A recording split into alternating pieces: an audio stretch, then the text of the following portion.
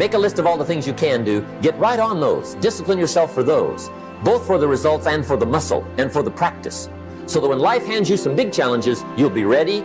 But see, if you don't handle the small ones, you can't take care of the big ones. Here's the steps. Number one, find out how things work. The first key to doing better is find out. To change your life, really, you need ideas. There isn't anything an idea can't change. And Schoaf taught me the major problem is lack of an idea, not a problem.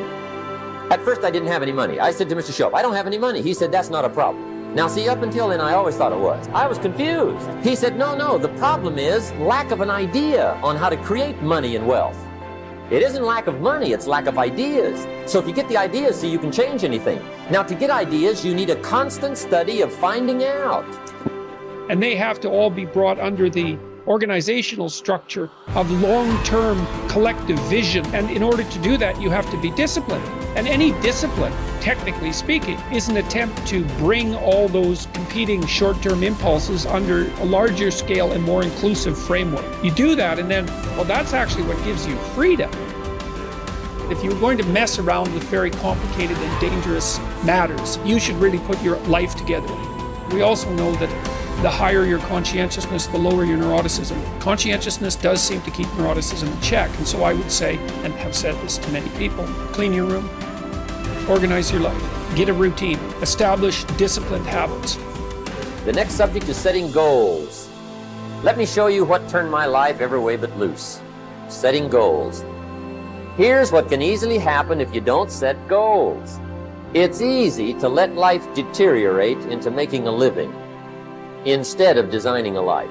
And we all have a choice. Make a living or design a life. It's easy to get trapped by economic necessity.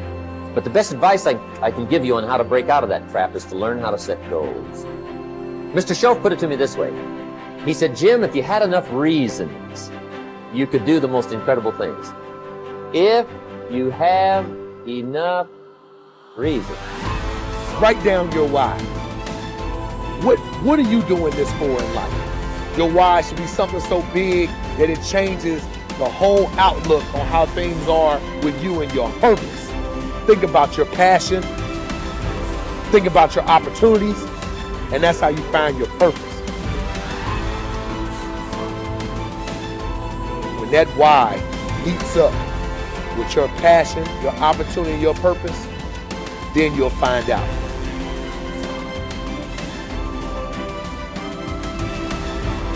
Most of us are standing in a busy street, just letting the opportunities in life pass us by. We're waiting for the perfect situation, the perfect circumstances, the perfect opportunity, the perfect time. There's never going to be a perfect time or the perfect moment. There's never a perfect moment to do something great with your life. Take a look at the clock. That thing ain't stopping for nothing, baby. It's going to keep ticking, keep moving, keep passing you by all the time you're waiting for it to read perfect o'clock. You have to take action now. Whatever that goal is, whatever that dream is that you're holding in your mind, now is the time. Forget all your excuses. Forget all your problems. Not tomorrow, not next week, but right here, right now. Why keep looking around at people that are where you want to be, living the type of life you want to live? Look at that place where they are and say to yourself, now is my time. Now is my moment. Now is your moment. Today is that day. I want you to be terrified of sitting on the sidelines and doing nothing. Waking up in 6 days or 6 weeks or 6 years or 60 years and being no closer to your goal. You've made no progress. That is the nightmare. Do the extra repetition, run the extra mile, go the extra round, make the right choices. Give the full measure, fight back, go down swinging, give every day everything you've got, embed that long-term goal in your mind, burn it into your soul.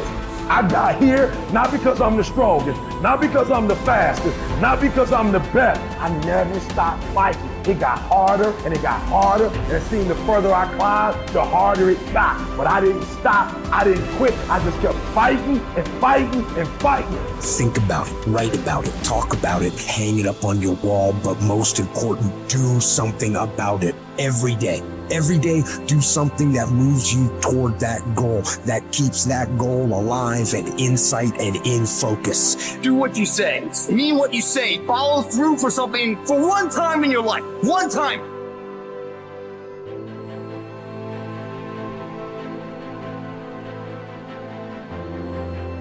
Most people can motivate themselves to do things simply by knowing that those things need to be done. But not me. For me, motivation is this horrible, scary game where I try to make myself do something while I actively avoid doing it. If I win, I have to do something I don't want to do. And if I lose, I'm one step closer to ruining my entire life. And I never know whether I'm going to win or lose until the last second. Temperance is not deprivation, but command of oneself physically, mentally, spiritually. Demanding the best of oneself, even when no one is looking, even when allowed less. It takes courage to live this way. Not just because it's hard, but because it sets you apart. The warrior has awareness. We are aware that we are at war, and the war in our minds requires discipline. Not the discipline of a soldier, but the discipline of a warrior. Not the discipline from the outside to tell us what to do and not to do, but the discipline to be ourselves, no matter what. A weak mind must be constantly entertained and stimulated. A strong mind can occupy itself and, more important, be still and vigilant in moments that demand. Without the momentum of a stern discipline, motivation is mostly a momentary, flighty emotion. For it works best under the supervision of discipline, but can serve as not only an ally, but also an enemy, because in anything that requires your self-discipline, whether going to church, going to classes, going to workouts, going through trainings, completing jobs, reading books, living well, eating healthily, studying, practicing something, the more times you skip, the more relaxed and motivated you'll become about skipping.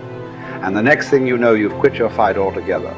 Or put in short, the more you skip, the more you'll skip until you've quit. Maybe then you'll see that motivation bears its fruits when watered by discipline, but it spoils when not. We don't need accomplishments to feel good or to be good enough. What do we need? The truth. Not much. Some food and water. Work that we can challenge ourselves with.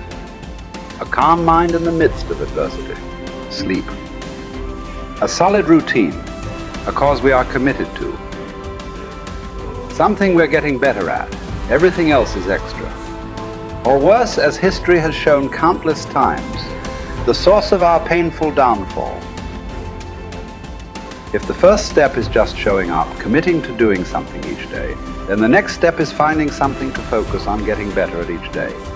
And in this, where cumulative improvement meets compounding returns, we can harness one of the most powerful forces on earth.